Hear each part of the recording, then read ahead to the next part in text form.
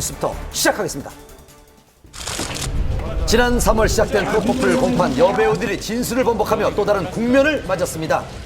결심을 앞두고 나온 세 사람의 주장 어떻게 달라졌을까요? 지난 14일 프로포폴 투약 혐의로 기소된 장미인의 이승현, 박시현 세 사람의 13차 공판이 진행됐습니다. 원래 8일로 예정되었는데 박시현이 불참을 통보하면서 미뤄졌었죠. 만삭의 몸으로 재판에 참여했던 박시현은 지난 9월 24일 딸을 출산해 이번 재판의 출석 여부에 관심이 집중됐었습니다. 당초 예상보다 더 건강한 모습이었습니다. 물론 그 눈가가 좀 쾌하다고나 할까요? 아직은 피로가 좀 덜 풀린 모습이었지만 그래도 비교적 건강한 모습이었고요. 오후 2시에 시작된 재판은 저녁 8시까지 장장 6시간 동안 계속됐습니다. 이날은 피고인 세 사람에 대한 신문이 진행이 됐는데 길어진 시간만큼 재판장을 나서는 배우들의 발걸음도 무거웠습니다. 왜 이렇게 재판이 길어진 걸까요? 감독하면서 상당히 시간이 딜레이가 된 부분이 있습니다. 검찰 진술조사 당시에 모든 진술을 부인했습니다.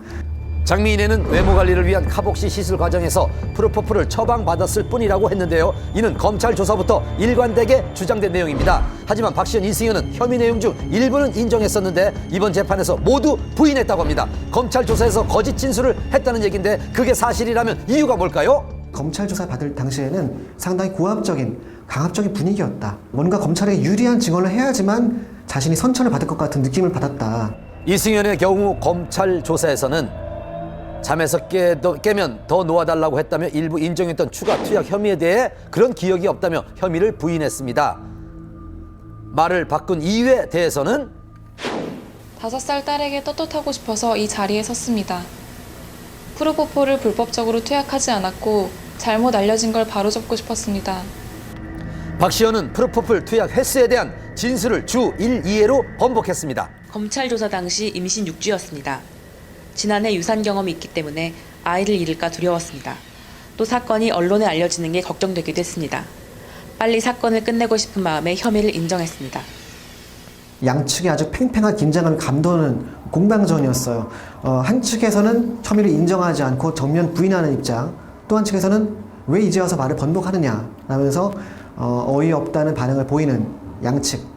재판장의 강도 높은 신문이 이어졌습니다. 피부과 원장이 프로포폴 과다 투약으로 사망하는 사건이 있었는데도 그 위험성을 생각해보지 않은 겁니까? 재판장이 볼 때 그 정도로 유명하면 언론 보도는 당연한 거 아닌가요? 그게 두려워 허위 진술을 한다는 게 납득이 안 됩니다. 사실은 그 진술 번복이 정말 실제로 과거에 그 수사 과정에서 강압이 있었고 회유가 있었기 때문에 이렇게 한 것이다 라는 점을 그 재판부에게 이제 보여줄 수 있다면 피고인들에게는 뭐 좋은 결과가 나겠죠. 하지만 그렇지 못한다면은 오히려 긁어부스럼이 돼서 뭐 쉬운 말로 괘씸죄에 걸려서 원래 받을 형량보다 더 늘어난다든지 그런 불이익한 처분을 받을 가능성도 좀 우려가 됩니다.